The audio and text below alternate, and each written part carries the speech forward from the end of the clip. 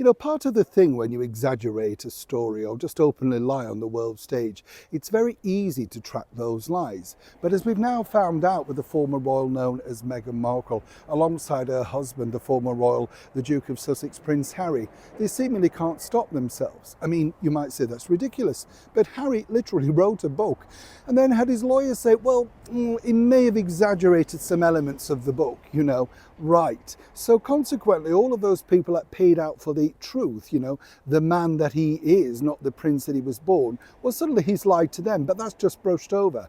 And as I pointed out to you recently, Meghan Markle said, didn't she? She claimed that consequently all she really would ask for people would be to tell the truth. This from an outright liar to the British courts. I mean, she's a liar. You cannot phrase it any other way. She helped with the book. She got caught out, and all thanks to the cloak of the British monarchy, she was able to hide behind that. I don't know how these people can look themselves in the face, but Meghan can. But once again, on this latest podcast, she decided to reframe, and I love these phrases, don't you? Her own truth. Let me explain.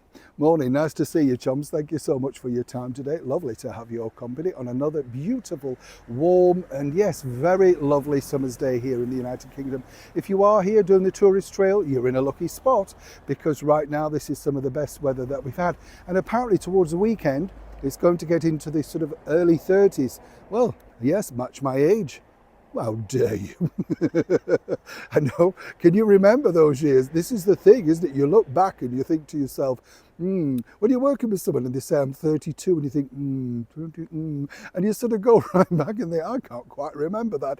I can only remember things, maybe because I worked in this industry, but through songs and records. And if you look at the time a record was out, you think, oh, I must have been that age, because you look and think, yes, March this, oh yes, I must have been, yeah, do you do that? It's the only thing I can remember now. Let's get back to your royal story of the day. Now, this, as I say, was, some people might suggest, Meghan Markle spinning once again all the negatives against her.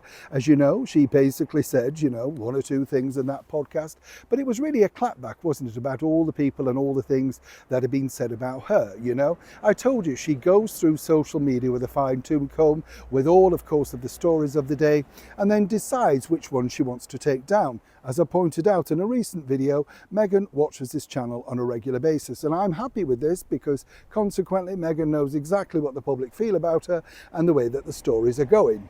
And it's interesting because while her team want to reach out with certain corrections, when I recorrect them, it becomes a little bit problematic. Right, team? Of course, it's ever evolving, and Meghan spoke, of course, of the team having a strong support around her, failing to mention that she just fired 7 of them because they were incompetent. Right, Meghan? Now, here's where this gets interesting, because she basically claimed that actually her children are very entrepreneurial and that they sell veggies at this local farmers market in Montecito. Very lovely story, very sugar-coated, and of course would have brought a tear to any eye. But the thing is, it's just, again, a very much open space, because contacting that particular market, there is no trace of any children selling any vegetables or indeed turning up. Now, I'm not suggesting they were stood behind a table with their veggies with Harry and Meghan and a weighing bag or whatever, but there is no trace of any children. So, of course, the only way to refute this would be for Meghan to produce a picture. And I'm suggesting, right, Meghan, that you will produce a picture very soon in a very hazy fashion, which could be filmed in a market or indeed in your very big backyard.